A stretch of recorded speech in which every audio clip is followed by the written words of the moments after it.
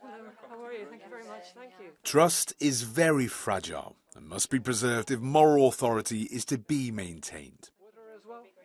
That's the key message that the European Union's Ombudswoman shared with Euronews, following a series of scandals that have shaken Brussels, including the one involving cash for influence in the European Parliament. The graphics were quite dramatic. We saw literally euro notes, we saw suitcases, so everybody's sort of cartoon-like idea of corruption was served up to them.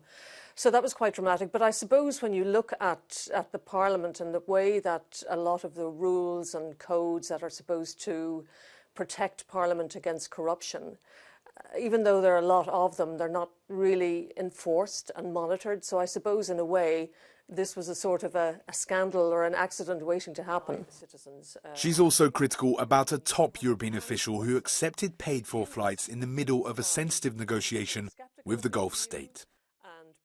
That case, was extraordinary because it wasn't just the European Union that was developing this open skies policy, which was going to benefit directly Qatar Air, the people who were giving this gentleman the free flights to Qatar.